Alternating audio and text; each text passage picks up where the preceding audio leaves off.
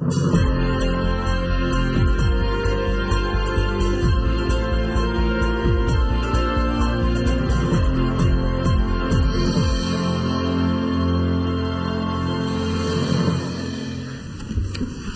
right, good afternoon. We'll go ahead and call to order the regular meeting of the City of Murfreesboro Board of Zoning Appeals for December 20, 2010. First item is the approval of minutes from our regular meeting on November 22nd. Those minutes have been included with our agenda materials. Are there any changes to those minutes? If not, then those minutes will stand approved as presented. Move on to new business. First, we'll take up some variance requests. And the first variance request we have is application Z10071 by Mr. Roy Saylor for Rutherford County Habitat for Humanity, requesting a 12-foot variance of the minimum required 30-foot front setback for principal structures in a residential duplex zone, and this is for property located at 528 East State Street. Mr. Blum, if you'd review that application for us, please. Yes, sir. Thank you, Chairman Rogers, and good afternoon, Chairman Rogers and members of the Board of Zoning Appeals. Our first item, as you mentioned, is for a front setback variance request at 528 East State Street. 528 East State Street is located east of South Highland Avenue and west of South University Street. As you recall, last month, Mr. Saylor with Habitat for Humanity brought 4 variance requests. And what I'd mentioned to you was that between November and December, he was going to try to submit variance requests for all of the houses that they planned on building in the upcoming calendar year. He submitted 4 last month, 3 this month, and I believe he still may have 1 more coming up in future months. The first is located at 528 East State Street, and I'll show you the aerial photograph. This is 528 East State right here. As you can see, it's in the middle of a developed block with primarily single-family residential uses on it, even though it's zoned residential duplex. There used to be a single-family home on this lot. It was demolished a number of years ago, however, and Habitat for Humanity does want to go back and build a new single-family home on this lot. As I mentioned last month, after staff consulted with Habitat for Humanity, Habitat for Humanity has agreed to, at staff's urging, come to the Board of Zoning Appeals for each of these lots that they propose on building new houses on, and request front setback variances in order to build these houses more in line with the existing houses in the neighborhood. As you can see on the aerial, most of the houses on this block of East State Street are indeed closer to East State Street to the front property lines than the 30-foot minimum required front setback in the RD zoning district. The size of the lot is roughly 133 feet deep by 50 feet wide. So the applicant could actually build a house on this lot without any variances. The lot's plenty big enough in order to build a house, but as I mentioned at staff's urging, he is seeking a variance in order to be able to build the house in harmony with the surrounding neighborhood. Staff does believe that the subject lot is a good candidate for a front setback variance, although a single-family home could be built on this lot without any variances. Habitat for Humanity has made a concerted effort to build in harmony with the existing homes in the older parts of the city. Much of the development near downtown predates current zoning regulations and is built much closer to the front property lines than current zoning regulations allow. After visiting the subject property, staff observed that most of the homes in the immediate vicinity are indeed closer to the front property line than 30 feet. Photographs depicting the proximity of the surrounding houses to the street have been included for the board's review, and I'll show those to you in just a moment.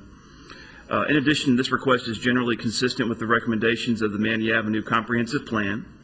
The plan identifies the subject property as being in the Patterson Park Revitalization District. It is important to note that with regards to the Patterson Park Revitalization District, the plan stated that future redevelopment efforts in this area should focus on the provision of single-family owner-occupied housing as a catalyst for positive change in the neighborhood. The applicant is attempting to honor this particular goal of the plan.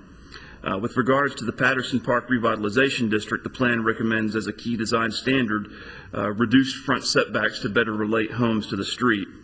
It recommends a minimum front setback of 15 feet and a maximum front setback of 25 feet. and with the applicant requesting a 12-foot front setback variance, which would bring the house within 18 feet or 18 feet from the front property line. His request is within the recommendations of the Manny Avenue Comprehensive Plan. The plan noted that in many instances, the suburban zoning requirements that are currently in place are not conducive to redevelopment of the older, more urbanized areas of the city. If the board approves this application, staff recommends the following condition. A surveyor will be required to help lay out the footing of the building, and a surveyor's certification must be provided that the building is in compliance with the action of the BZA, as well as all other setback requirements. Now I'll show you the site plan.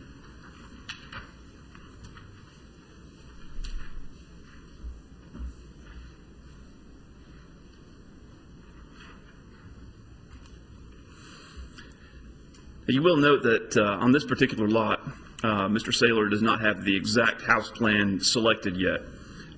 He won't know the exact house plan until the family is chosen and they get further into the process. But as you can tell, here is what he is requesting. This is the typical Habitat house, which is, I think, one of the larger building footprints that they offer. And as you can see, that he's got the front of the porch, which is a 10-foot deep porch, 18 feet away from the front property line, which would be 12 feet into that required 30-foot front setback.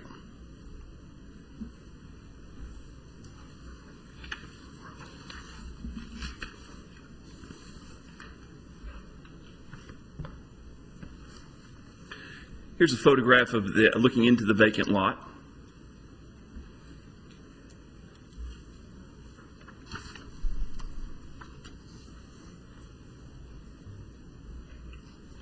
This is looking west down East State Street. You can see the existing houses are indeed closer than 30 feet to the front property line. And this is looking east down East State Street.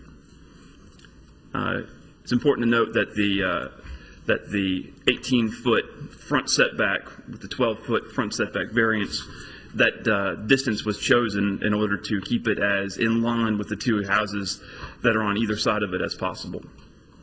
With that being said, I'll be happy to answer any questions, and Mr. Saylor is in the audience today if you have any questions for him. All right, thank you, Mr. Blomley. Questions for Mr. Blomley? If not, Mr. Saylor, anything you'd like to add to the application? All right. At this time, we'll go ahead and conduct a public hearing. Anyone present wishing to speak for or against the application, if you would, please come forward. And seeing none, we'll declare the public hearing closed and open the floor for any further discussions or motion. Yes, ma'am.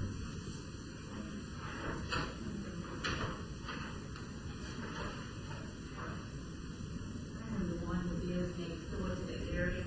And at one time, we had a zoning problem over there I'm saying Henderson. Okay, Ms. Henderson, if you can come forward to the podium, please state your name and your address. Okay, my name is Janie Henderson, and my address is 524 East State Street. Thank you. And I live in one of those areas that he was talking about at the home just beside the lot. And at one time, we had a problem with the zoning when they came and marked the land off. And they went over too far because we already had lived there. I do, and my stall wasn't in place, and they came and I don't know who did it, but anyway, I just want to make sure that they're not going to take that stall up that's there now because for area space, because I was told at the beginning they didn't have enough room, area or land enough to build a habitat. That's why it's been empty that long. So it's fine as long as they don't come over on my land without, taking anything. I don't mind that. But I do want to know that since I pay my taxes and everything, that my land will not be harmed from that area. Okay. Matthew, you know anything about it? I'm thinking that she is talking about when Habitat had the property surveyed. Maybe she disagrees with the property boundaries as the surveyor marked them. Is that correct, ma'am? Yes. I need to go back up. Well, we're trying to figure out exactly what it is that went wrong with your property. When they came in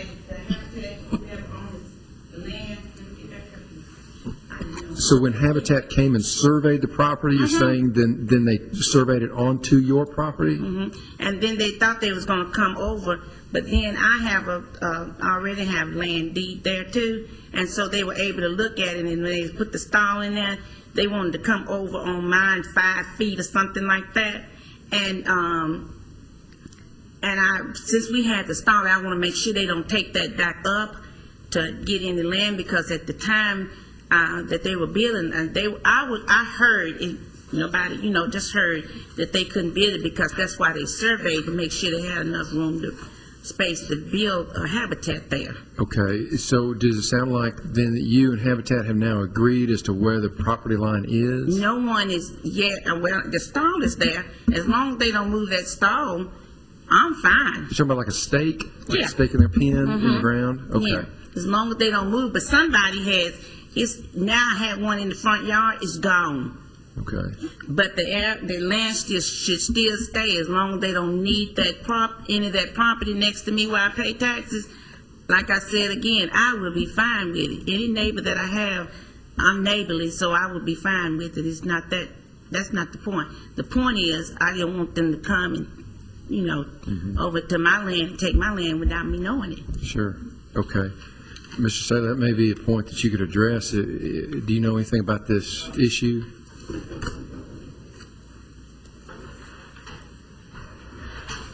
This particular issue, sir, I don't have any knowledge of. We do very frequently have problems with people coming behind our surveyors and pulling the stakes up because they disagree with what they feel like the property boundaries are. I am happy to have our surveyor go back out there and recheck and make sure that the boundaries are in fact where they're supposed to be. I didn't have any prior knowledge that anyone was unhappy with our survey markings, though. Okay. Matthew, I think that's one of the conditions that you all have recommended, is that a surveyor be present to lay out the footing of the building, and a surveyor's certification must be provided that it's in compliance with. And that deals more with the placement of the building. And setback. Yeah, but if y'all wanted to kind of add a second part to that condition, maybe, and Mr. Ives can tell me if this is appropriate, that the surveyor go back out to the property and verify that the property lines that he has surveyed are correct. That's very appropriate. Yes, ma'am. I'm Jamie B. Smith, Henderson, and I happened to be at home that day when the surveyors came out. They didn't have no reason to survey the lot next door to 517 Reed at all, because Habitat don't own that I do. And as far as coming back, was that the back of that lot is joined in with the lot next door too, which I think would be 519. I'm not sure because I still got it together. And they came out and surveyed that, and they have no reason to do that. And I came up here. I'm the one that came and told them they need to get back out there, take those up, because they don't belong. That don't belong to Habitat. That belongs to me. And did they do that? No, they never came back and said nothing. They never came back and did nothing. But I already had my property surveyed myself. When I first bought it, I had it surveyed. I got the papers showing that I'm 162 feet across and 133, I think, back. And Habitat, they had no need to survey that at all. Habitat or nobody did without my knowledge. And to take up stubs, like I said, whatever they had there, I don't know, because it's a lot. It's just a field, it's just a lot with no house or anything on it. It's got a water tap, but that's all. And so I don't know what it growed over it or whatever, but I know Habitat don't own that. So they didn't have no reason on that lot at all to survey. Okay. Thank you, ma'am. All right. Anyone else wishing to speak for or against the application? And seeing none, we'll declare the public hearing closed and then open the floor for any further discussions or motion.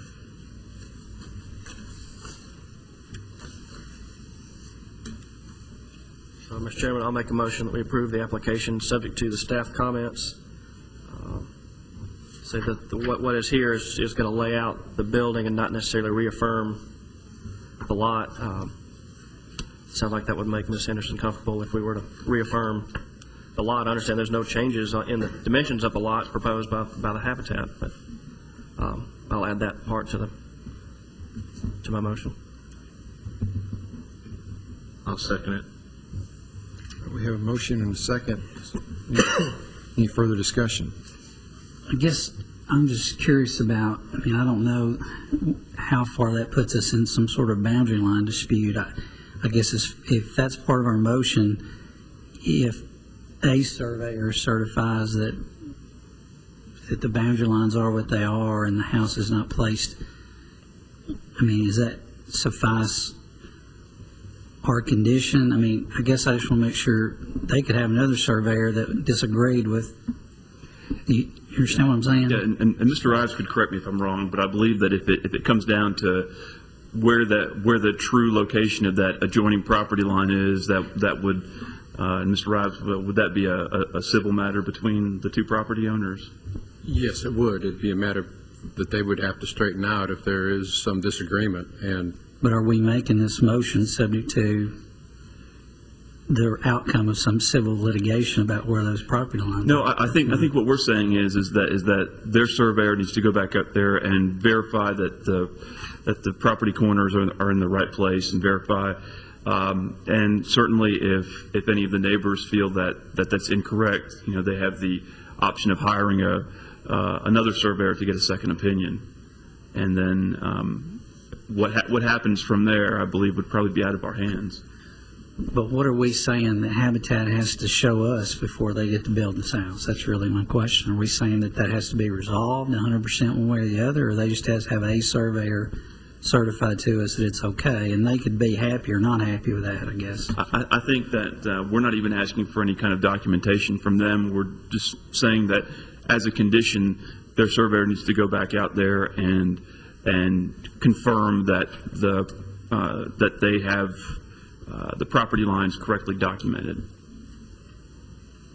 Do you have to just maybe pull the deed to see exactly? The surveyor would look at the legal description of the property from the various documents, the deeds and whatnot that have been filed over the years, and by researching that, they would have to determine what the accurate property lines were. I don't believe it would ever be this body's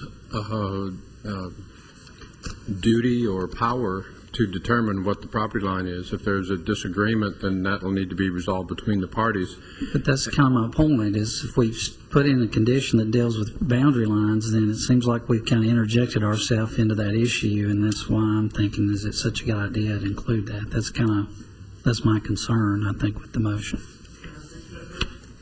Hang on just a second. Well,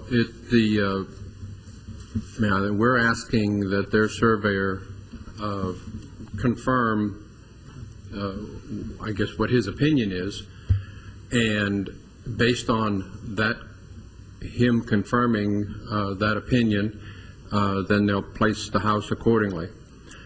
If one of the adjoining property owners disagrees with that, they will need to take the appropriate civil actions to resolve that issue. And I don't believe that us asking the surveyor or them to have their surveyor look at it again gets us into the boundary dispute. I think it just asks us to ask them to again verify what his opinion is and to go forward with that.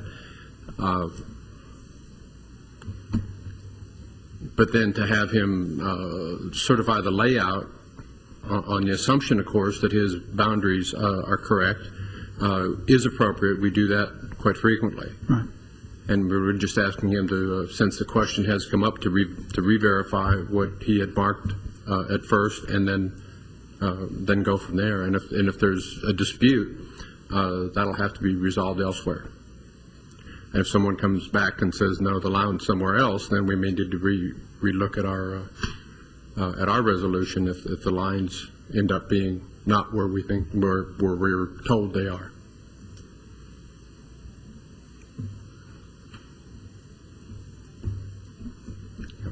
understand we're not, with this suggestion to the motion, we're not refereeing a property line dispute. We're just asking that somebody support the fact that the property lines are in the right place. And if you take another look at it. And double check. Yeah, it doesn't necessarily have to be everybody agrees, but at least somebody says these property lines are in the right place. Correct. Okay. Mr. Saylor, did you want to add something?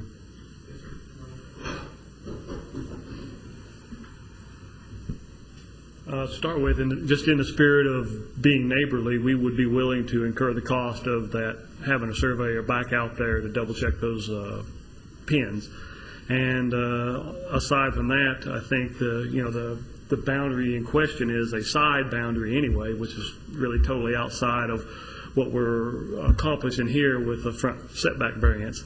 And when we have houses placed, again, outside of the surveyor verifying the layout of the house on the property, the code officials as well are going to want the pins to be visible, and they're going to physically check to make sure the house does not violate any of those side setback requirements, which we're not even discussing today. So I think there's plenty of checks in place to prevent us from having a boundary issue when the time comes to build the house.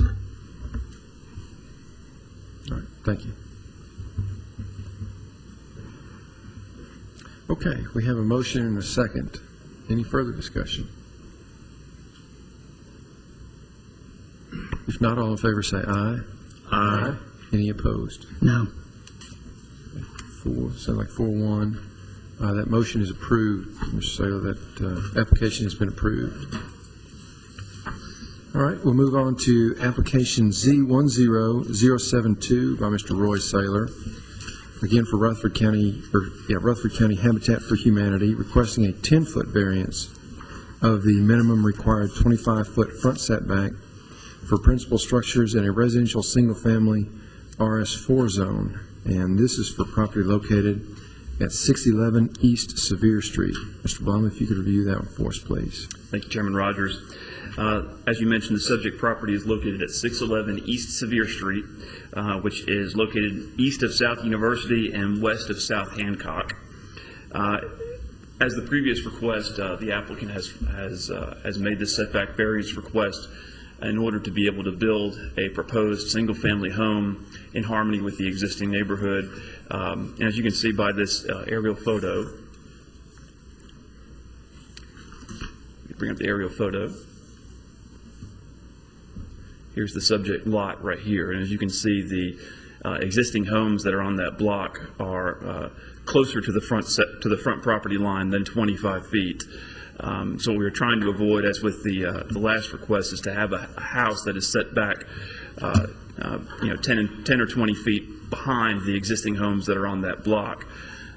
Trying to redevelop a part of town that was developed much earlier than our current zoning regulations went into place.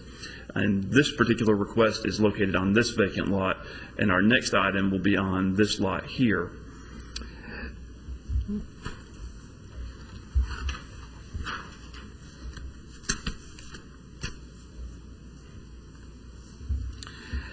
You can see the lot itself is roughly 89 feet deep by 57 feet wide.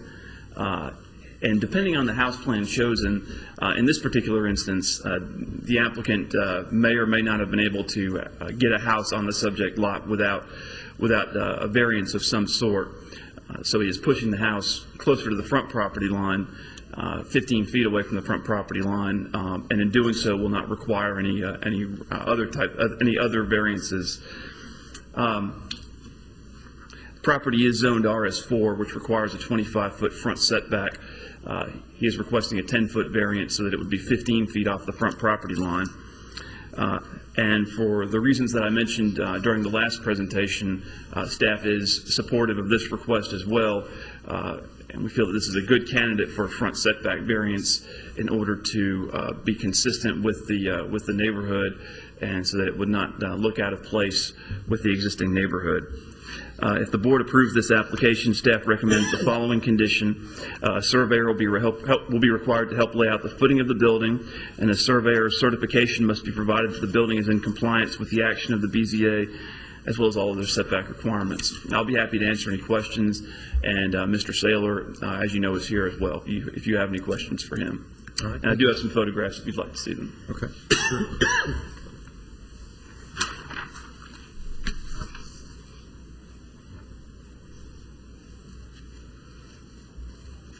This is the subject property. As you can see, it's a vacant lot right now.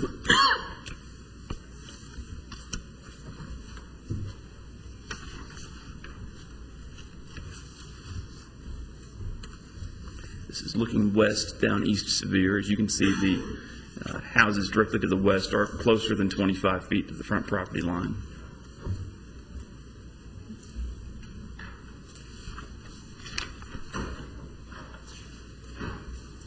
And likewise, here is looking east down East Sevier Street. And this is the house that is in between the two habitat requests. If you have any questions, I'll be happy to answer them. All right. Thank you, Mr. Blomley. Questions for Mr. Blomley? All right, thank you. And at this time, excuse me, Mr. Saylor, anything you'd like to add to this application? No, sir. At this time, then, we'll conduct a public hearing. Anyone present wishing to speak for or against the application, if you would, please come forward. And seeing none, we'll declare the public hearing closed and open the floor for further discussions or motion. Mr. Chairman, I'll make a motion to approve the 10-foot variance with the recommendations of the conditions of the staff. No second. Have a motion and a second. Any further discussion? If not, all in favor say aye. Aye. Any opposed? All right. Mr. Saylor, that application has been approved. We will now consider the third and final application from Rutherford County Habitat. It's application Z10073 by Mr. Roy Saylor, requesting a 10-foot variance of the minimum required 25-foot front setback for principal structures in a residential single-family RS4 zone, and this is for property located at 619 East Sevier Street. Mr. Blomley. Thank you, Chairman Rogers. As I mentioned before, this particular request is 2 doors down from the property that we just looked at. Here is the subject lot. As you can see, it's vacant. There was a house on this lot at one time. This was the property that we just reviewed at 611. And that's the house that is directly in between them. The request is essentially identical as the previous request. The applicants are requesting a 10-foot front setback variance from the required 25-foot front setback in the RS4 zoning district. I will mention that this particular lot is actually smaller than the previous two that we just looked at. As you can see, it's only 44 feet across.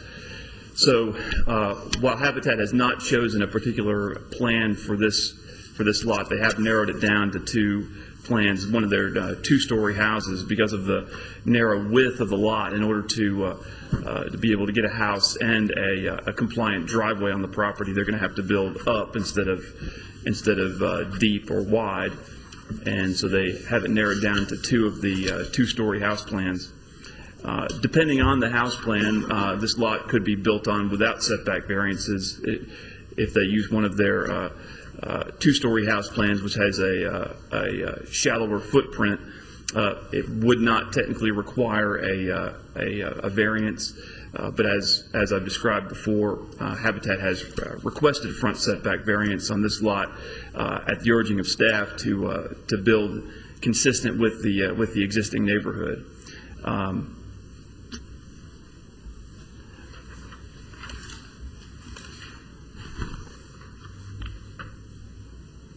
Here are some photographs. Here is the existing lot. As you can tell, it's currently vacant.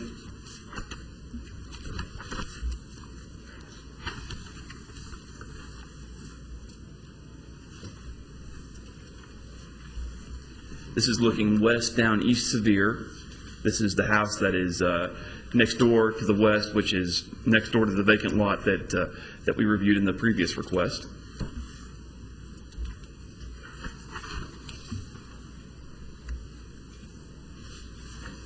And finally, this is looking to the east, down East Sevier Street.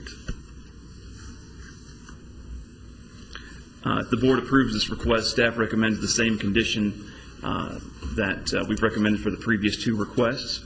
If you have any questions, I'll be happy to answer them. And Mr. Saylor is here as well if you have any questions for him.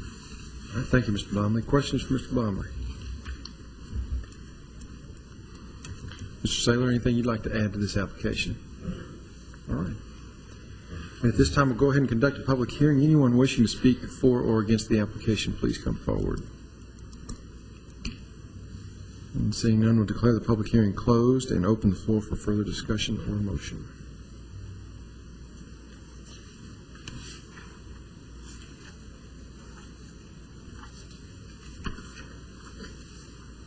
Chairman Rogers, if there's no discussion, I'll make a motion that we approve the 10-foot variance subject to all staff comments. I'll second. We have a motion and a second. Any further discussion?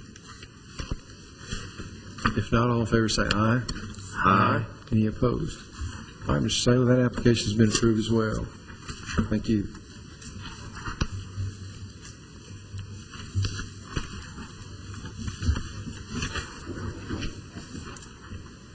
All right, we'll next consider special use permits, height variance requests. First application we have there is application Z10074 by Mr. Kit Osborne of Design Constructors for St. Mark's United Methodist Church. They have made the following requests for property located in a residential single-family RS-15 zone. This property is located at 1267 North Rutherford Boulevard. First, a special use permit in order to expand an existing institutional group assembly use, which would be a place of worship. Second, a 3-foot variance of the 35-foot maximum permitted building height in order to allow a 38-foot tall structure, which would be a church sanctuary addition. Third, a 44-foot variance of the 70-foot maximum permitted building height for church ornamental towers. And this would be in order to allow a 114-foot tall ornamental tower in conjunction with the proposed sanctuary addition.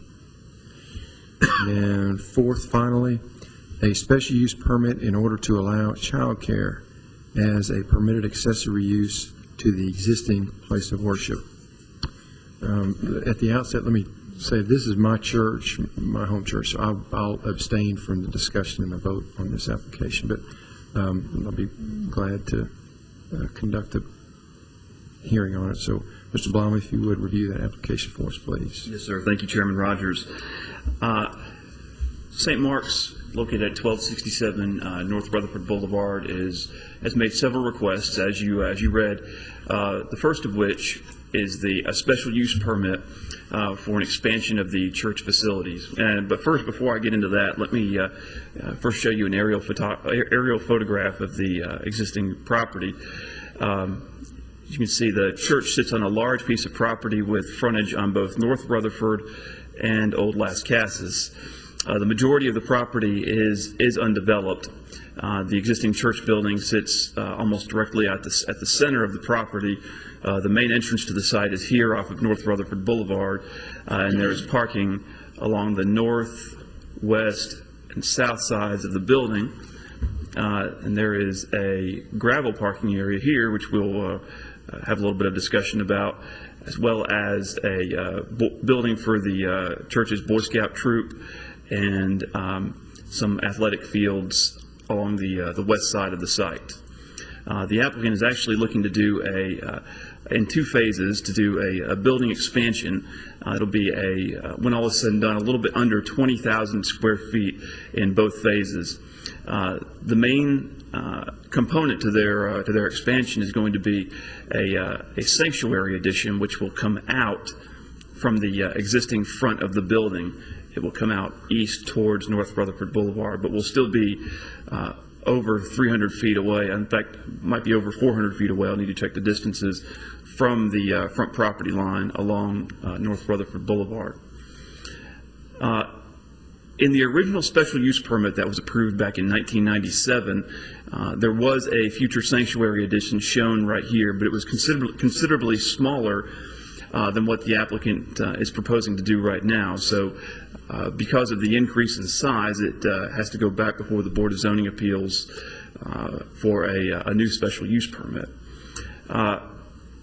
Back in 2004, the church went to the Board of Zoning Appeals for a second special use permit. It was to add a parking area here, as well as some other site features, mostly at the western end of the site. This gravel area here was to be paved as a formal parking area, formal parking addition. That parking addition was never completed and is currently in its existing gravel state, and that is a violation of the zoning ordinance, which requires a hard dustless surface for any area devoted to the parking and maneuvering of vehicles. So another thing that the applicant is trying to do is to correct that violation, and as a part of this construction project, they are planning to complete that parking area, pave it and stripe it, and include landscape islands as well as required by our ordinance.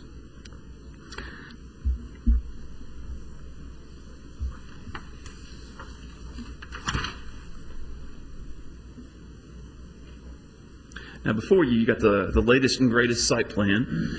You'll see here is the proposed sanctuary addition. There will be a small new parking area as well, just to the south of the proposed sanctuary addition. And in addition to the Phase 1 sanctuary addition, there will be two small areas on both the north and south side that will be a Phase 2 addition at a later date.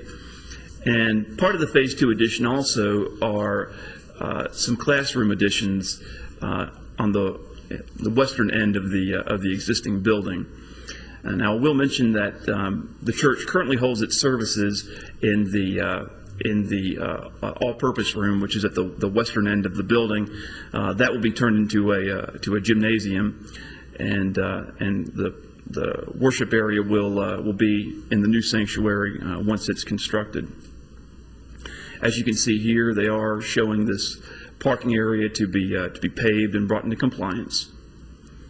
Now, one of the things that I will mention with regards to the second special use permit request, it's with regards to the child care use, and this is an existing child care use, but as staff began kind of digging into the application and looking at and comparing it to the old applications, one of the things that I noticed was that the church is showing that they have an existing Mother's Day Out and preschool in operation, and from what they have indicated to me, that it's been there essentially since the construction of the church. But in looking at the 1997 and 2004 special use permit approvals, the child care was never approved as an accessory use to the church. And so what I told them was that they needed to amend their application to include child care as a permitted accessory use. And so now they're looking to bring that the existing child care accessory use into compliance. Our zoning ordinance requires that anytime an institutional group assembly use, such as a place of worship, has an accessory use such as a child care facility or a mission for the homeless, that those uses be identified in their special use permit applications. So the child care facilities are not being expanded or added onto. They are essentially remaining the same. We are just trying to correct that omission from the previous special use permit applications and bring the existing child care facilities into compliance with the zoning ordinance.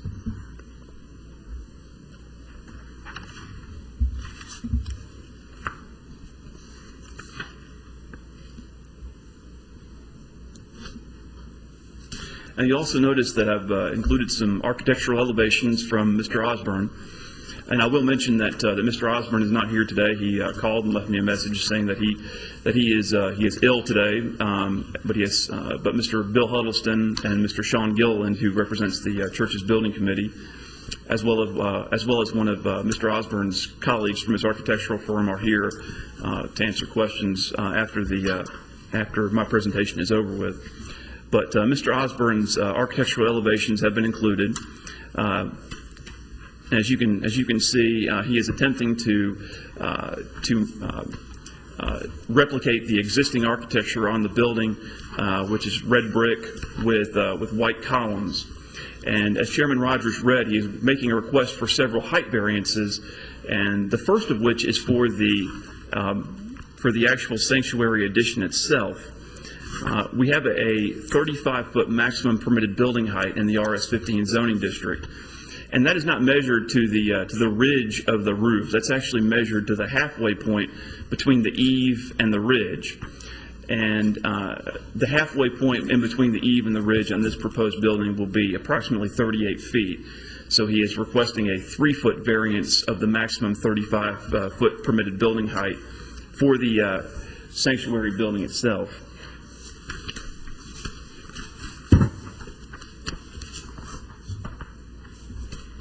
Here's the south elevation looking up from Stratford Hall.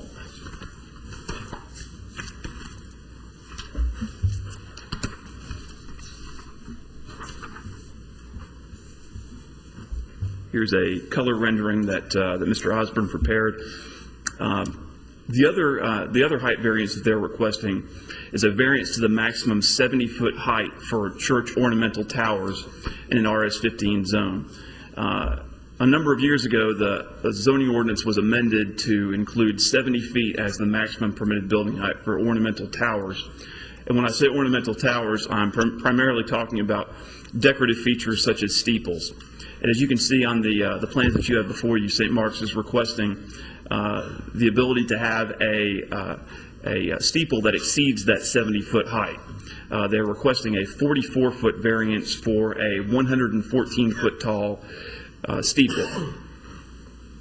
And Mr. Osborne has made the case in his materials that he submitted that the distance of the church building of the steeple itself to the property lines, which I believe is at least 315 feet away in all directions, helps to mitigate the height of the proposed steeple, and because it's so far in distance away from the property lines, it helps to mitigate that impact.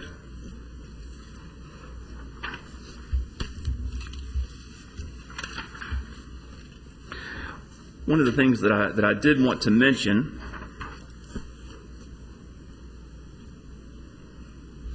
putting the site plan back up on the overhead, you'll notice that one of my comments was with regards to bringing the site up to compliance with the current landscape ordinance. One of the things I'd like to clarify is that after meeting with the applicants, staff has reconsidered that comment. The primary thing that staff wanted to accomplish was that on the 2004 plan that went before the board for the special use permit, there were a number of trees shown along the southern and western property lines, and staff wanted to see the plans show at least as many trees as were on the plans that went to the Board of Zoning Appeals in 2004. They have done that. One of the things that I would mention is how much of the site that has to comply with the current landscaping requirements is not necessarily something that should be determined at this time.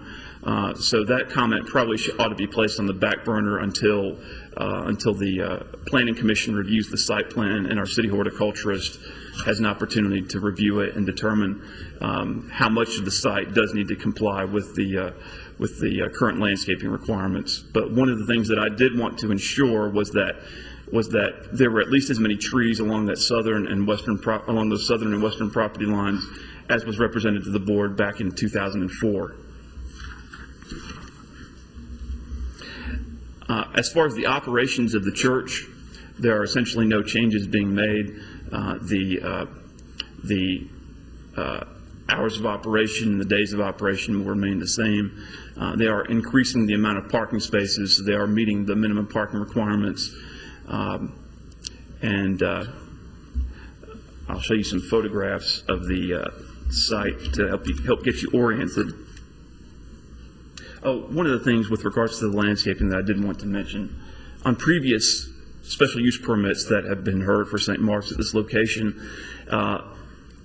they did commit to preserving the existing tree line that is along the northern property line adjacent to Robinson Road subdivision here. I forget the exact name of it.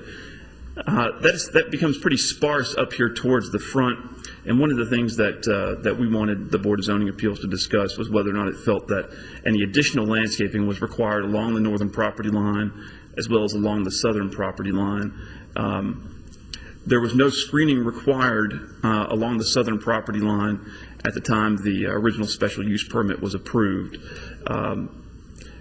And to my knowledge, there have been no complaints from the neighbors to the south with regards to the operation of the church and anything being intrusive. I think that probably a lot of that has to do with the fact that the church is on such a large piece of property and has a great an existing large separation from the existing neighbors, both on the south and on the north sides.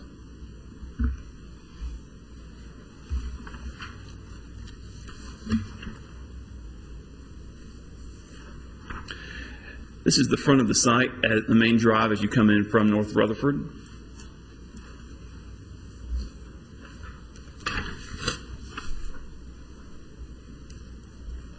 This is looking back towards the church building from the front property line.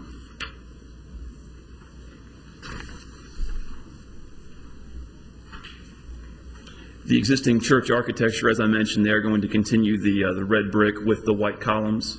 The architecture for the proposed sanctuary addition will replicate that existing architecture. Here's the area along the northern property line. As I mentioned, its landscaping is fairly sparse along that property line. That existing tree line ends somewhere around this area here.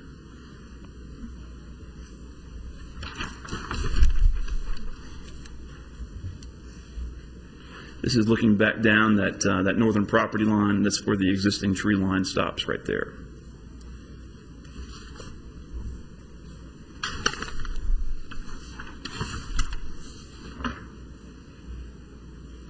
As you can see, once the existing tree line along the northern property line begins, it's fairly thick, and the church actually did add a number of evergreen trees along that property line just last year or the year before.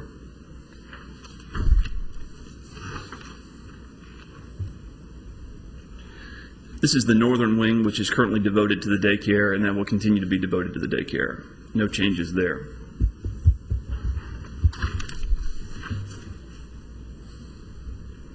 This is the existing playground that's just to the rear of the existing daycare.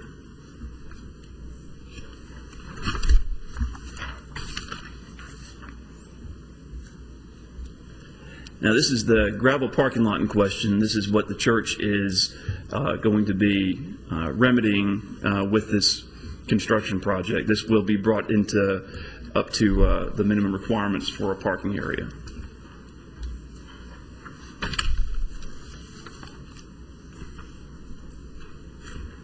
This is the Boy Scout building towards the rear of the site, closer to Old Las Casas.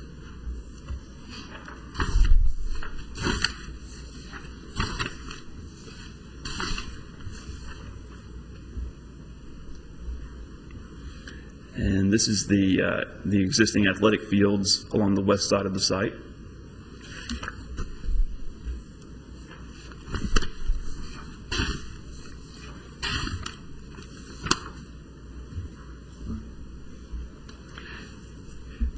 These are the existing solid waste facilities. It's a landscaped enclosure already along the south side of the building.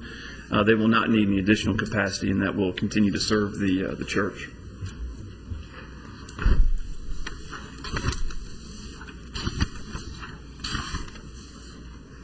Now, another one of the things that I wanted to do that I thought might be able to provide you a little bit of perspective as far as the height variances go, because I know that since I've been working with the Board of Zoning Appeals, I don't believe that we've had any variances to the 70-foot maximum steeple requirements. And there have been some prior to my tenure working with the Board of Zoning Appeals, so I did want to kind of give you some perspective.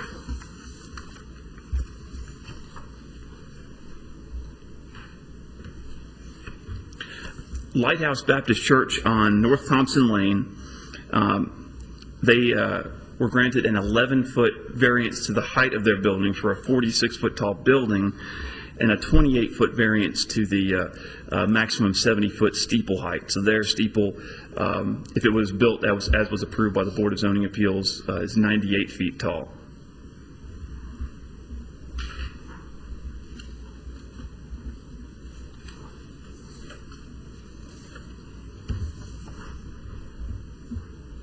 And there's just another view of that same church.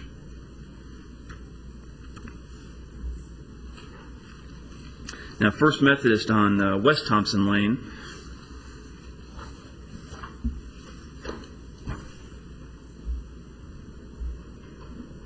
was approved with a 32-foot 5-inch variance for the actual height of the building for a 67-foot 5-inch tall building, and the steeple was approved with a 59-foot variance. So if it was built as was approved by the Board of Zoning Appeals, that steeple would be 129 feet tall, which is approximately 15 feet taller than what St. Mark's is requesting.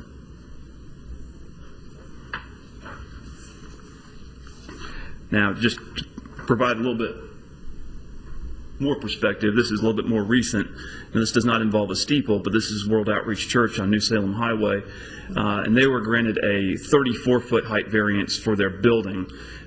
It's kind of misleading from this point of view. The crosses are actually shorter than the ridge line of the roof.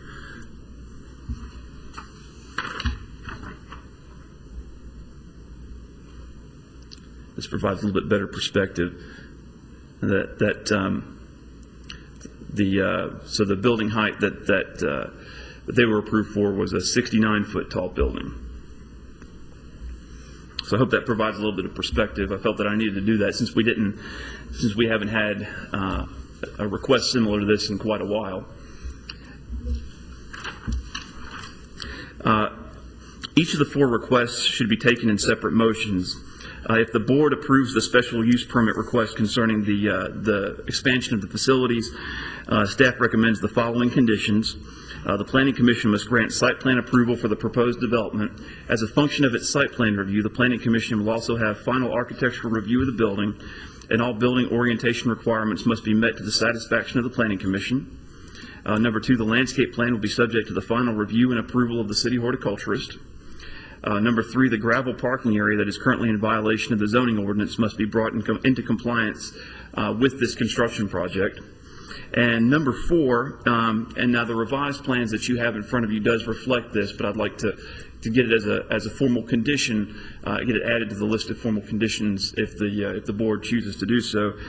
That additional trees must be planted along the southern and western property lines to bring the property into compliance with its 2004 special use permit. And that would need to be done at the same time as the proposed expansion. Now, I know that was a mouthful, it was a number of requests. So anyway, if you have any questions for me, I know it was a lot to take in, I'll be happy to answer them either before or after the public hearing. And also, as I mentioned, Mr. Bill Huddleston is here, who is the civil engineer on the project, and Mr. Sean Gilliland, who is the chairman of St. Mark's Building Committee, is here representing the church. And Mr. Osborne, his colleague is here as well. I can't remember his name, but if you need him, I'm sure he'll let you know what his name is. I apologize for that. Doug Wilkening. Wilkening? Wilkening? Wilkening, okay. All right, thank you, Mr. Blomley. Any questions for Mr. Blomley? I have one. Are you asking us to address the landscaping issue at this BZA level, or are you saying it's going to be addressed at planning commission, then we don't need to address it here. The only landscape issue that I want addressed for certain at this issue, or at this level, is bringing the southern and western property lines that were depicted to have a certain number of trees along them with the 2004 special use permit to be brought up to at least the level that was shown in that 2004 special use permit.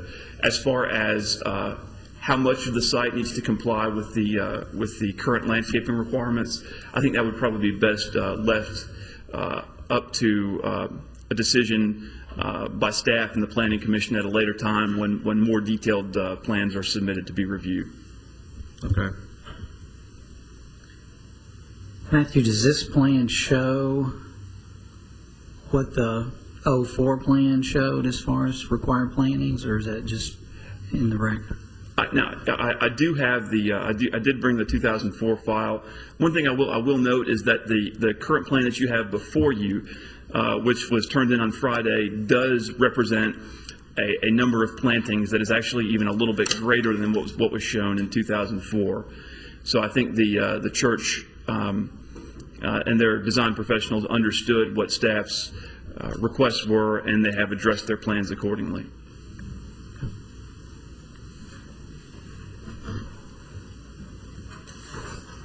All right, thank you, Mr. Blomley. Mr. Huddleston, Mr. Gilliland, Mr. Wilkening, anything you guys would like to add to the application? Unless y'all have anything. All right, then at this time we'll go ahead and conduct a public hearing. Anyone present wishing to speak for or against the application, if you would please come forward. Seeing none, we'll declare the public hearing closed. And we'll all open the floor for certainly further discussion, questions. Motions need to be there. We do have 4 separate components, I guess, of this application that will need to be taken separately, as Mr. Blomley pointed out. So. And Chairman Rogers, if I could add one more thing, I did want to get this on the record. I did lay out an email that I received from former County Mayor Nancy Allen. She represents the Homeowners Association for Stratford Hall. Now, Stratford Place is directly to the south of the church, but Stratford Hall is on the other side of Gold Valley Drive from Stratford Place. And she did send this email stating that the board had no issues with the proposal, and I wanted to make sure I got that on the record and let you know that you had a copy of this at your stations. All right, thank you, Mr. Blomley. You mentioned something about looking at buffering on the south property line. Did you? But you were talking about whether it was in compliance with what they required in 04. Is that right? Right. I brought up 2 things. I brought up the fact that the number of trees was not equivalent to what was shown in 2004. Along the south property line towards the western end of the site, and also the fact that at that time when the original special use permit was approved, there was no specific buffer type required along that southern property line. But the fact that we haven't had any complaints over the years with regards to the interface between the church and Stratford Place. Probably is a testament to the fact that that the distance between the church building and the church use and Stratford Place probably served as a pretty adequate buffer. Was Stratford Place there at the time? Developed at the same time? Yeah, I'd say they're probably pretty close. I'd say that the original special use permit for St. Mark's, which was approved in 1997, was probably before Stratford Place was developed, but St. Mark's waited, I believe, about 3 or 4 years before they actually broke ground on the site. In that time, Stratford Place may have definitely there in 04, though. Yes.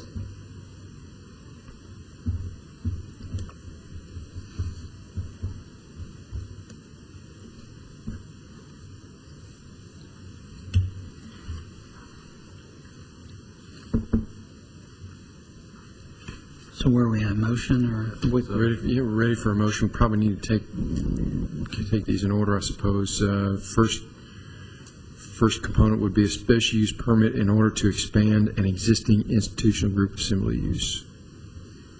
Unless anybody has anything further, Mr. Chairman, I move for approval of the special use permit in order to expand existing group assembly use, subject to staff comments. I'll second. We have a motion and a second. Any further discussion? All in favor say aye. Aye. Any opposed? The reason I smile is, as you all know, Brigadier Davis well knows, I have to concentrate so hard not to vote. When I'm saying, I tell myself, don't vote, don't vote. So I get so laughing about it. Oh, that's so hard.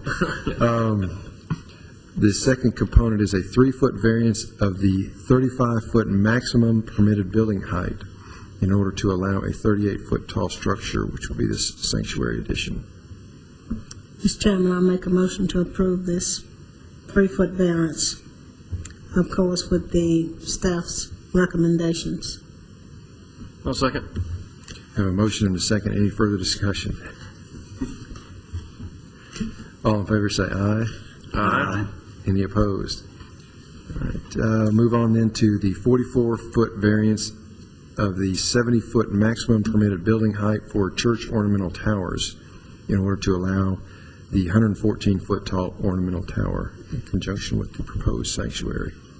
Mr. Blomley. Chairman Rogers, thank you. One thing that I was very remiss in saying that I did not want to leave out was that anytime that we have a height variance of this magnitude, we do consult with Mr. Chad Gerke, the city's airport manager, and I did include an email from Mr. Gerke.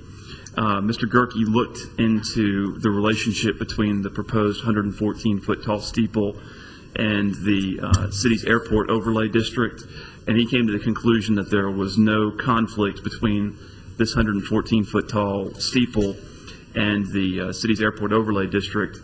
As you can see from his email, one of the things, though, that he recommends and that staff also recommends is that if the board approves the variance request concerning the ornamental tower, we recommend the following condition: prior to the issuance of building permits, documentation that the project has been reviewed and approved by the FAA must be submitted to city staff for review. And specifically, Mr. Gerke has stated that an FAA Form 7460-1 must be approved by the FAA. So we want to make sure they have that documentation in place and that everything is good with the FAA before we issue any building permits. All right. Thank you, Mr. Blomley.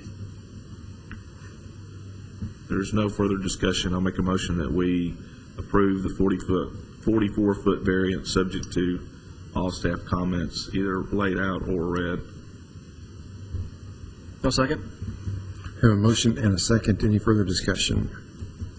If not, all in favor say aye. Aye. Any opposed? All right. Move on to the last component, which would be the special use permit in order to allow child care as a permitted accessory use to the existing place of worship. Move for approval, Mr. Chairman, of the special use permit for child care subject to staff comments. Second. Motion and a second. Any further discussion? If not, all in favor say aye. Aye. Any opposed? All right. Mr. Gilliland, Mr. Huddleston, that application has been approved in its entirety. We have one more special use permit request. It is application Z10075 by Pastor Ron Kerdoff for Christian Life Church, requesting a special use permit in order to expand an existing institutional group assembly use, again, a place of worship, in a residential single-family RS-15 zone. And this is for property located at 745 Cason Lane. Mr. Blomley, if you'd review that for us, please. Thank you, Chairman Rogers. The property, as you mentioned, is located at 745 Cason Lane, which is along the east side of Cason Lane, just to the south of the Countryside subdivision and just to the north of Cason Court. It is zoned RS-15, residential single family, and as you know, institutional group assembly uses, including places of worship, in single-family residential zoning districts require a special use permit, and that includes all expansions of facilities. Christian Life Church was initially approved for its original special use permit back in 2004, and subsequently they constructed their facilities. The church wishes to add 2 additional parking areas, and that I will describe for you in just a moment, a playground and a picnic pavilion.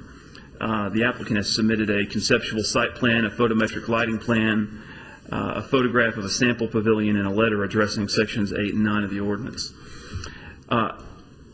In September, the planning staff became aware that Christian Life Church had gravelled in a parking area to the rear of the existing church building.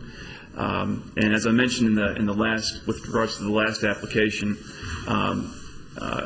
the areas to be used for the parking and maneuvering of vehicles must consist of a hard, dustless surface. So no site plan was ever submitted for this parking expansion, and the surface of the parking lot expansion does not comply with our current requirements. And right now I'll show you the aerial photograph. Here is the existing church building. This is the older house that's on the subject property that was turned into the church office.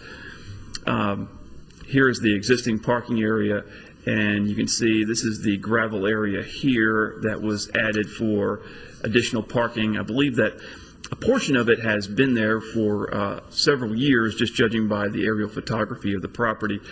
But I believe that it was recently expanded even further, and in order to make room for additional parking.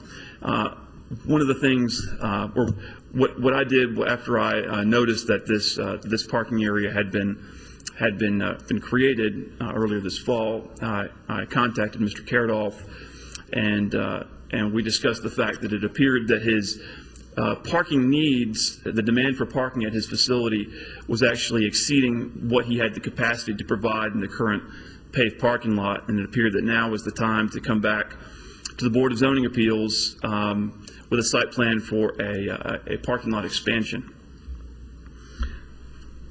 So he hired Mr. Huddleston to draft a new plan showing several improvements.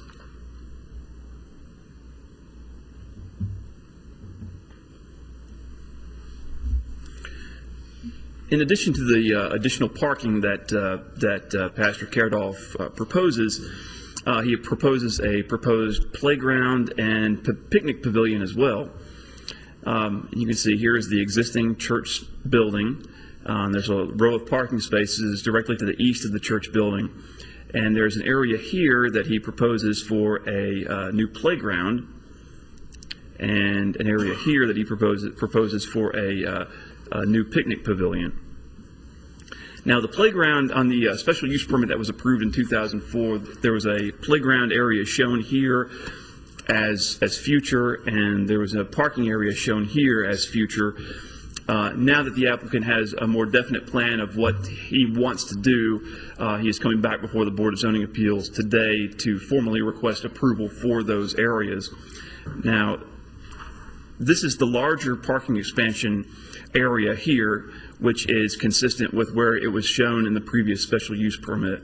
It would be in between the two existing driveway aisles that provide access onto Cason Lane, and this would be at the front of the site along Cason Lane. And in addition to that parking area, there would be another parking area to the east of the proposed playground and picnic area. The playground area is proposed to be approximately 97 feet by 100 feet, and will be located 13 feet from the northern property line. The applicant is proposing a vinyl-coated chain link fence, which differs from the detail proposed or shown on the large site plan that you have in front of you. That was showing a vinyl privacy fence, which I believe was a bit of miscommunication between the applicant and his engineer. And I've since, as an addendum to that plan, I've set a new fence detail in front of you, which shows a vinyl-coated chain link fence 4 feet tall. And that's fairly typical around playground areas, so that it makes for easier supervision of children who might be in the playground. You'll see that along this northern property line, they are showing a type C buffer. That was one of the things that staff recommended that they show, was a landscape buffer along that northern property line, considering the proximity of the playground and the picnic pavilion to that northern property line. We wanted to make sure that they were paying special attention to how that was going to affect the neighbors to the north. And so they have revised their plans to show that type C buffer, basically beginning at the parking lot, just to the east of the existing church building, and going all the way east to the limits of the new construction that would be occurring. Now, we did receive a photometric lighting plan that was showing essentially 0 foot candles at the property line and the area, or there were a few areas, I believe, that were showing maybe 0.2 or 0.3 foot candles, but essentially it was showing no lighting spillover on the adjacent properties. Now, I'll show you some photographs of the site.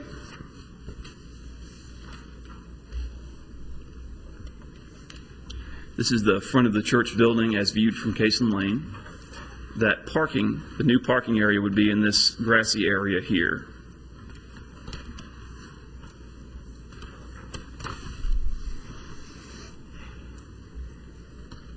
This is looking down the northern property line from Cason Lane. And that the photometric lighting plan does show that the cross is proposed to be illuminated. It's not currently illuminated.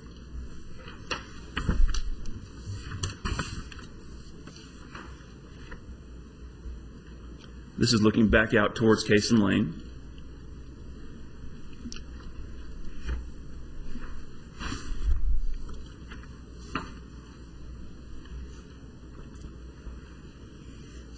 And this is looking again from Cason Lane. This is the old house that is currently used as the church offices.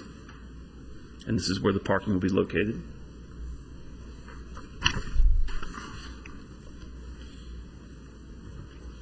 And this is looking down the northern property line as you start to move along the north side of the building.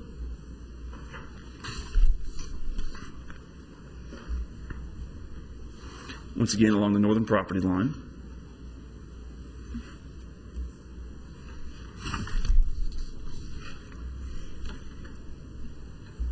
And this is looking back along the northern property line as you get to the area where the playground and pavilion will be. As you can see, there's an existing tree row. I'm not certain whether or not those trees are on the church's property, but if they are, they will be able to use that to help supplement the type C buffer that they are voluntarily doing after receiving the staff comments. This is the gravel parking area that was not established in compliance with the zoning ordinance. And that will be mitigated by this construction project.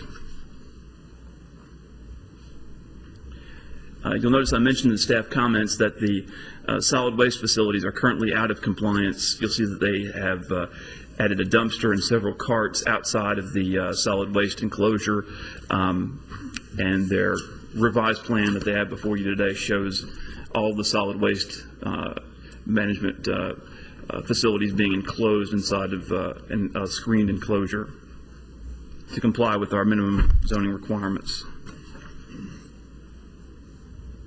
I wanted to provide you with a little bit better perspective on the tree line along the northern property line where the playground and the pavilion will be located.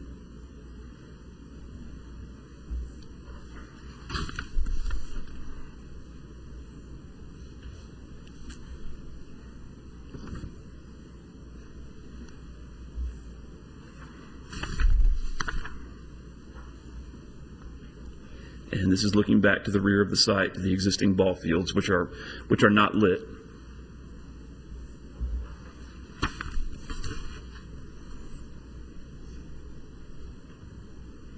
And this is another view of that tree line.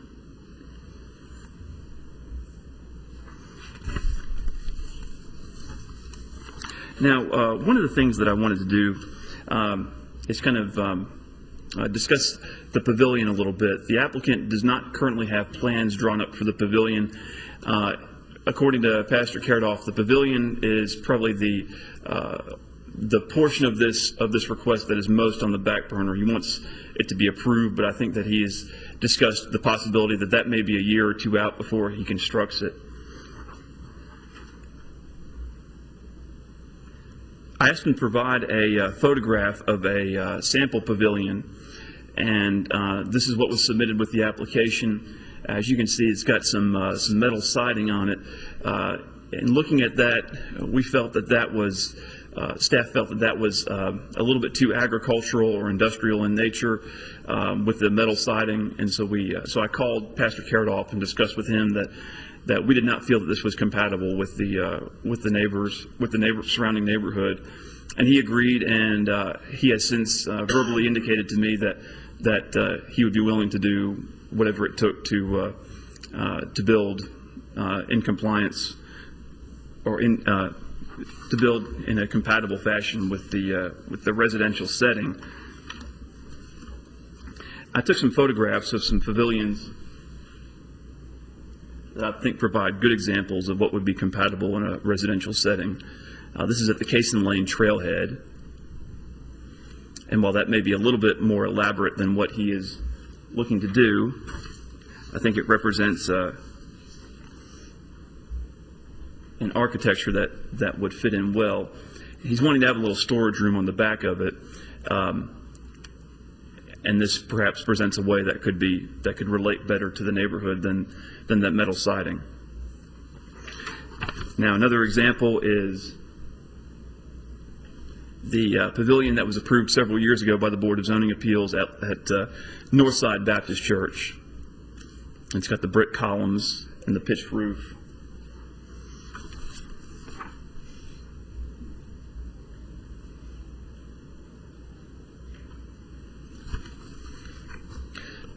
So what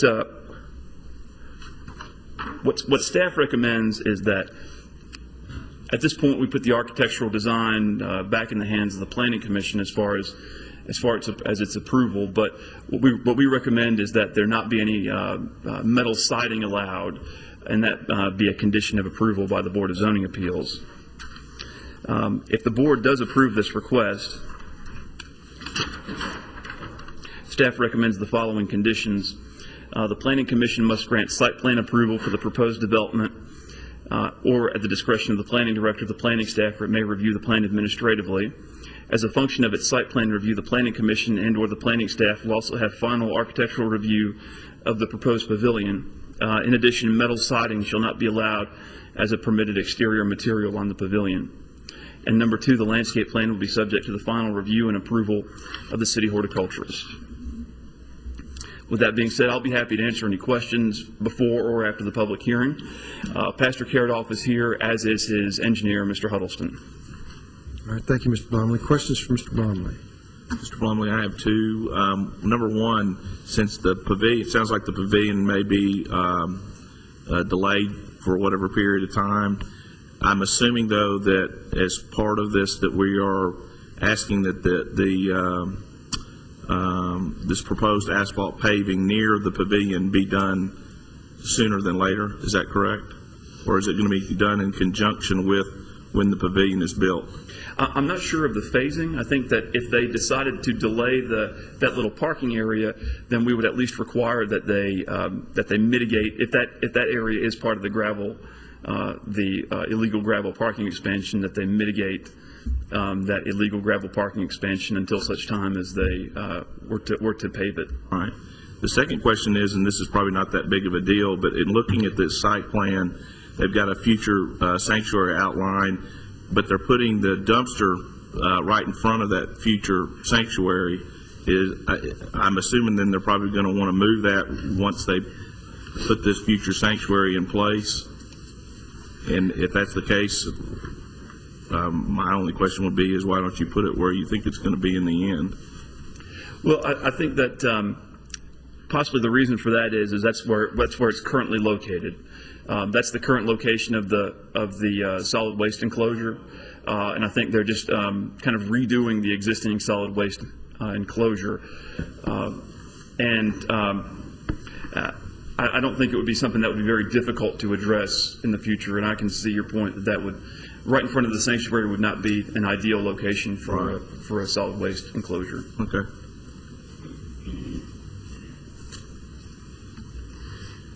Matthew, you have talked about a revised plan to show a type C buffer, which they've done, but it starts there at the eastern edge or the back edge of the building, and then essentially travels along the proposed new construction area.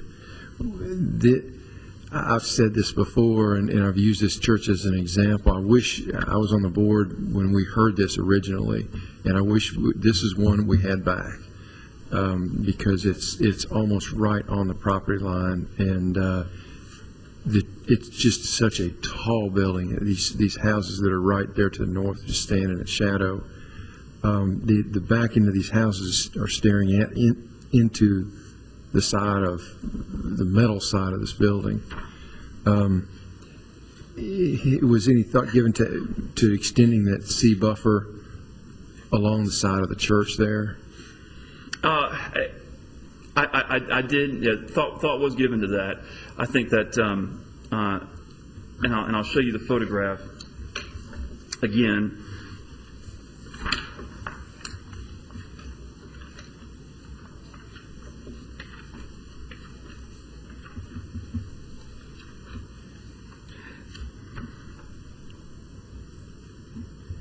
I think there is limited opportunity to achieve a buffer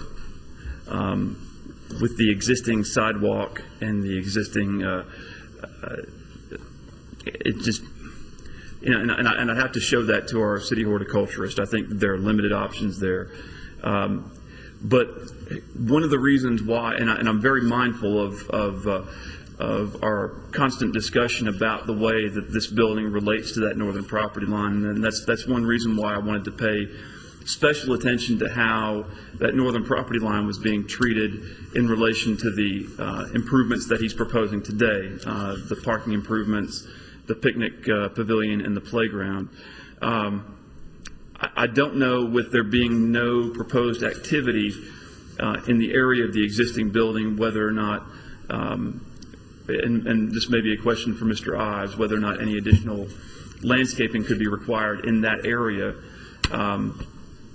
But I knew that the area that was directly impacted by what Pastor Karadolf was proposing with this request would be something that we could definitely tie into this special use permit. And so that's why I consciously requested that type C buffer adjacent to the parking and playground expansion. Yeah, I mean, it looks like the plan actually indicates that there's some sort of landscaping there, trees maybe, or shrubs or something, but it's nothing but a rocky landscape. It looks like there might be some cedars or something on up toward the front of the building. Yeah, I've got another photograph.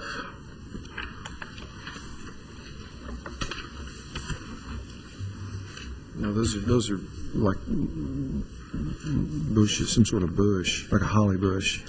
Looks like towards the front of the site there is a little bit more open, grassy area where vegetation could be established. But yeah, as you get further to the further east on site, it does have kind of a little rocky. I'm not sure if that's a little ditch there with the landing outside of the building.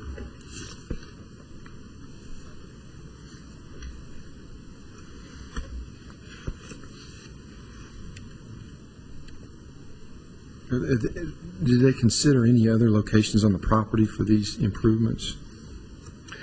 I'm not certain. Pastor Karadolf may be able to answer that. Okay. All right.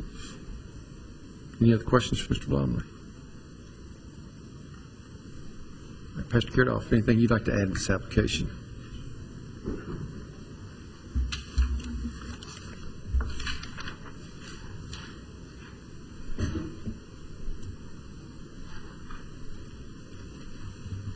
My name's Ron Caradoff. I'm the pastor at Christian Life Church. There are some hollies between the neighbor in that alleyway. Where the rocks are towards the end is a drainage area, so it would be very, very difficult to add plantings there. Plantings could be added towards the front of that property in the alleyway there where you saw the hollies. The reason why we chose this location was because it would be easily accessed for the children from the east side of the building, and we wouldn't have them walking across additional parking further away from it in order to be able to go into the playground and play. And the pavilion we wanted to be adjacent to the playground so that it would just be easily accessed. Any questions for Pastor Caradoff? All right, thank you. At this time, we'll go ahead and conduct a public hearing. Anyone present wishing to speak for or against the application, if you would, please come forward.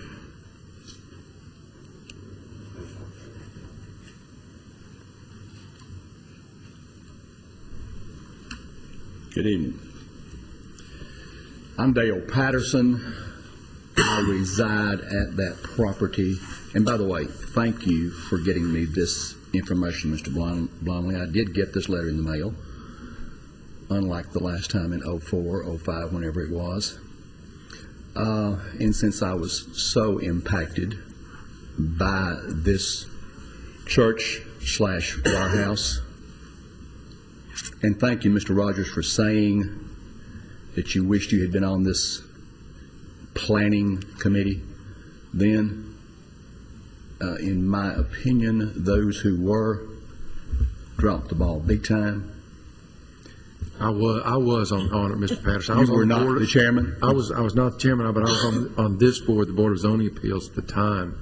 And you are a party to allowing this to occur. I've always used this church as an example, since we've considered other applications of churches like this and residential properties, that while I'm in favor of, and certainly don't have any objection to churches in a residential area. Well, I'm not against churches at all. Right. I said that from the beginning. The fact that this one was so tall and built so close to the property line, that's why I wish I had this one back. Well, if you want to come and see the snow far after the snow is gone everywhere else, you can see that there on that north side. And that north side of that church, Mr. Blomley, is not brick. Thank goodness you're all of a sudden getting concerned about complying with the neighbors, and I appreciate you doing that, but it is a wirehouse material. It is metal siding, and then you, Mr. Rogers, and whoever else was on this board allowed that to occur. We also have a tin roof, and my goodness, on a full moon, makes great reflection. I would beg you not to allow anything else along that countryside property line to affect any other neighbors than myself. We tried to get you to do something to help our situation when that time occurred. Very little was done. All of a sudden you're talking about fencing that would not require maintenance. I do have a fence there that we did work out with Mr. Cardoff and some other folks to get that fence there. That fencing material, of course, is wood fencing, and it will deteriorate at some point. And I don't think that's my position to maintain that. The plantings that are on the other side that are in my yard that you see on that overhead view are my plantings. My property value, our property value, has been absolutely destroyed by this city and this planning commission. I would want you not to allow any additional noise. Now, I'm sure there's some great folks that go to this church. But on Sunday morning, before 8 o'clock, when we're hearing drums, if we decide to sleep in late, too bad. That would affect not only me, but the other neighbors that are along that property line there, on that northern property line. yes, this is a 13-acre property, I think. And I did bring my tax record in the overhead view myself, but I'm glad Mr. Blum's got that there. Sometimes I think we've heard Beast of Burden, not church music, emitting from that church/warehouse. I have asked that you all, I would gladly sell my property for the value that the city has supposedly given it. There's no way that that property would bring that on the market where it's located with that facility 12 feet from the property line and casting a shadow halfway across my backyard. Very unhappy about this. Have been very unhappy about this. It's where I raised my children, and it's home to them, but I'm not very happy about that. And if the church would like to spend their money and purchase my property, I'd be happy to sell it to them. Because quite frankly, that's all they'd probably want, the property. I would strongly advise that this request, it goes right on down that line. You continue to use that. You continue to stay 12, 13 feet away from that northern property line, affecting thus other property owners down the line from me. Yes, it's a 13-acre property. Build it somewhere else. If the kids have to run a little farther, so be it. But I would beg and plead not to add to the insult to the neighborhood that's already been done. Thank you so much. Thank you, Mr. Patterson. Mr. Patterson, what? Mr. Patterson, I think we've got some questions for you. Mr. Patterson. On our plan, we show lot numbers only on 49. Countryside. 49 is your lot. You see how we are squared right in the middle? They completely cut my view of any southward view. And the thing is, when this occurred, Mr. Blomley was not in his position he was in. When this occurred, I promise you I did not get the letter. And as much as I was going to be impacted, I should have had somebody pick up the phone and call me, come to my front door. If you call yourself a planning commission, and there's no protection for the general citizenry. This is evidence of that. Zero protection from the planners of Murfreesboro for the general citizenry.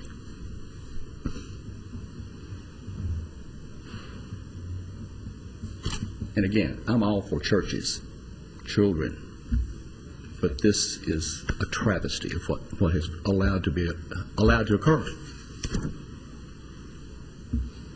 Would not want you to continue cramming the facilities up against those existing property lines.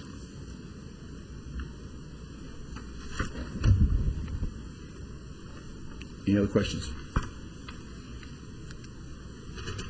All right, thank you, sir. Anyone else present wishing to speak for or against the application? And seeing none, we'll declare the public hearing closed and open the floor for further discussions or motion.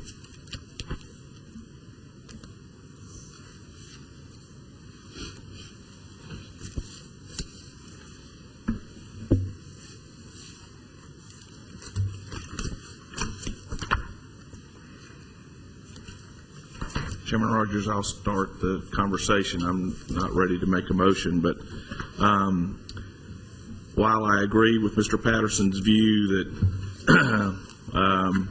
we wouldn't necessarily want to make the same mistake twice with respects to having buildings so close to the property line, I don't feel like that the playground and the pavilion will be as impactful with respects to a structure being like the existing building that's there, the church facility that's there.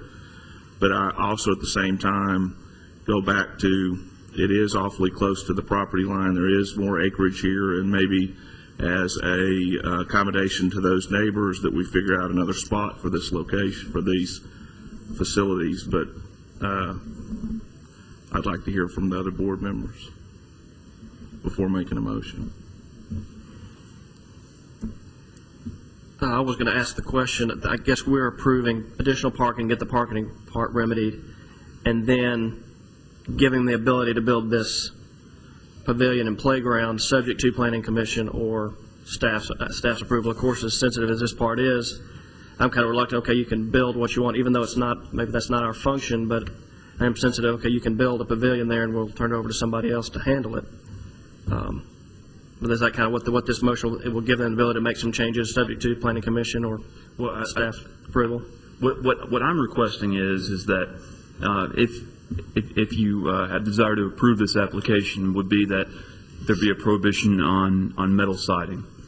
Now the Planning Commission is a body that routinely deals with architecture, and depending on the scope of the work, whether or not he phased this out, the level of or the scope of the work may not require it by ordinance to go to the Planning Commission. Now, regardless of the work, the Board of Zoning Appeals could condition approval on, no matter when the site plan for the pavilion comes through, that the architecture for the pavilion must be approved not only by staff but by the Planning Commission as well. So regardless of how small they scale it back to, or how much they would do in the phase with the pavilion, you could require that the architecture of the pavilion go to the Planning Commission for approval. But I think that what I saw in the photograph that was submitted with the application was a structure that was definitely not something that was that fit in with a residential setting. And this is essentially sandwiched in between a neighborhood to the north and a neighborhood to the south. And we certainly want any proposed structures to be compatible with the neighborhoods that they're adjacent to. Since the pavilion is covered, is it not subject to setback on that side, on that north side? It is, but the setback, the side setback in the RS-15 zoning district is only 12.5 feet. But so this plan complies with that side setback? Yes, sir. They're showing it 20 So they're not asking for a variance on the 12.5? That's correct. But they're right at it? Actually, it's a 12.5-foot setback requirement along that side, and I believe they're 20 feet off of the north side property line.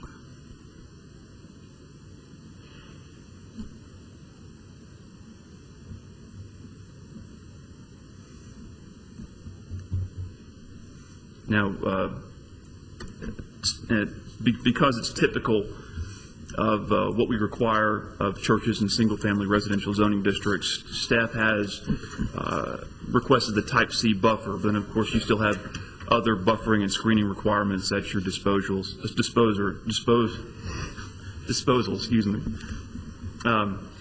such as a Type D buffer, which is a 15-foot wide buffer, or a Type E buffer, which is a 20-foot wide buffer, and buffers can always be supplemented by fencing, by privacy fencing, so that you do have other screening options at your disposal. Disposal is the correct word, I believe.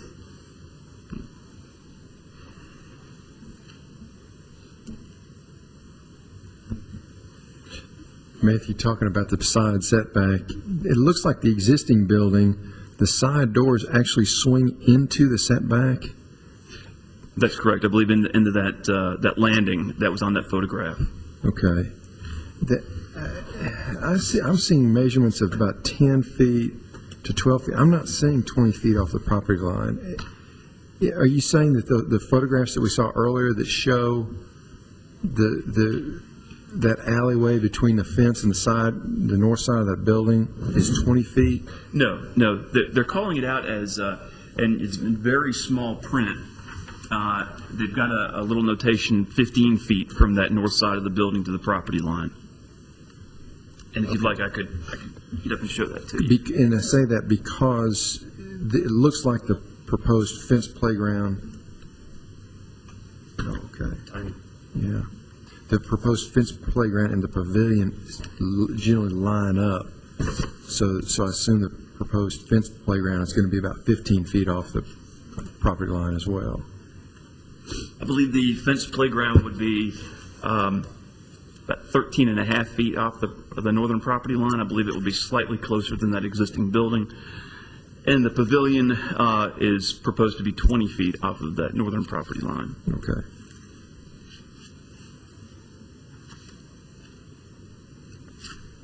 Now, the dimensions of the playground and of the pavilion are not exact, but another thing that you may consider is looking at the dimensions of those two things and seeing if there's always the option of scaling those back as well. Mm-hmm. Okay. My take on it is that, and Pastor Karoff, it's certainly no discredit to you. You all came forward with a plan and it looked good, or at least we thought so, and we approved it. You all built just like it was approved, so I don't, certainly not criticizing you there. But I think it's I'd like to see stuff start coming off. We do have, what do we say, 13 acres, something like that, on this property. I don't want to make a bad situation worse. What I would like, personally, what I would like to see is, I'd like to see the playground and I don't have any problem with the expansion per se, but I do have a problem putting it that close to the property line so that it's 13, closest point is 13 feet or so off the property line. I'd like to see that come out. I'd say at least a good, 50 feet or so off the property line. That would allow room for the pavilion. I certainly don't think the pavilion is likely to shade or obstruct these houses like the existing building does, but again, I just don't want to, if anything, I want to err on the side of caution with this proposed expansion. So as it's designed, I'm going to struggle with it.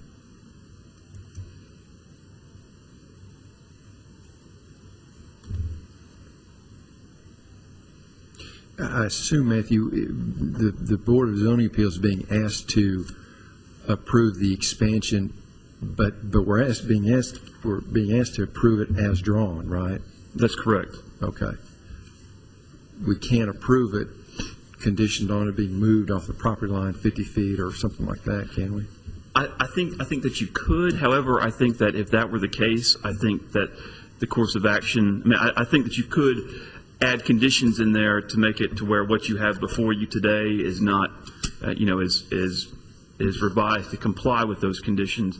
But I think that one of the things that you may wish to do, if there may be some things with the layout that could be modified to make it more palatable, would be to ask Mr. Huddleston to maybe go back and revise the plans to see it. I think he's listening to the board's comments, and he might even step up to the podium now and to see if he has any ideas of how it might be designed with a little bit more separation from that northern property line. And then if you wish to defer it, if you thought that he could design it in a way that would be more in keeping with your thoughts on the matter, then we may bring it back up at the January meeting if you wish to defer it. Bill, you want to say anything? Give you 1 minute. Okay.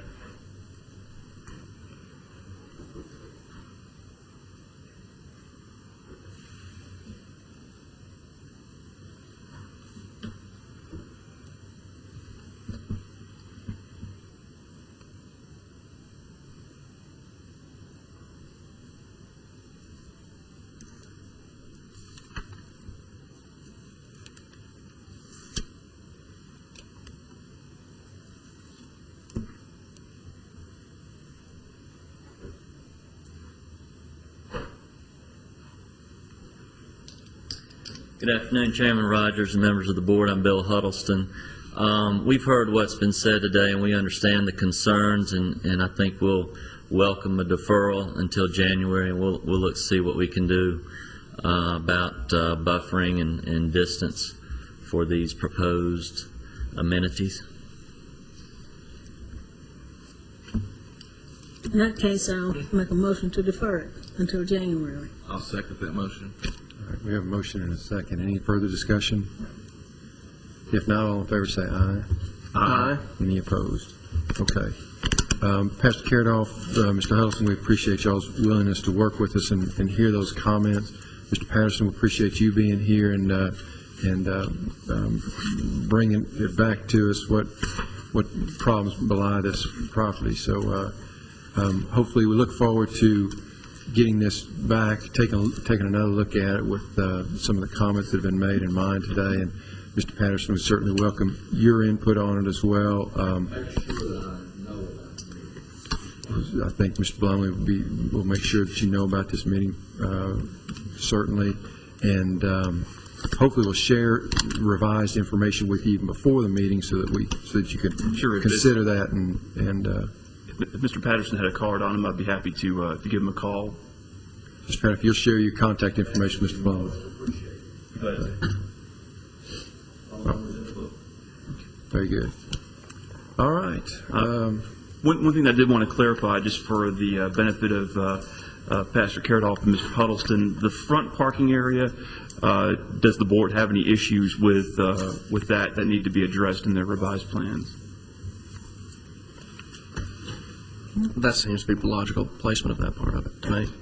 And the main concerns are how this interfaces with the northern property line and the separation of these improvements from that northern property line. That's all the comments that I heard today. Thank you. All right. Thank you, Mr. Blumley. All right. We're now on to staff reports and other business. Chairman Rogers, just one last reminder that today is the 20th and the end of the year is 11 days away. So if any of you have not completed your required 4 hours of continuing education, I'm sure that Mr. Lewis upstairs would be more than happy to let you check out some of our very entertaining planning videos upstairs. And that's all I have. And Merry Christmas and Happy New Year. All right. Any other business? We're adjourned.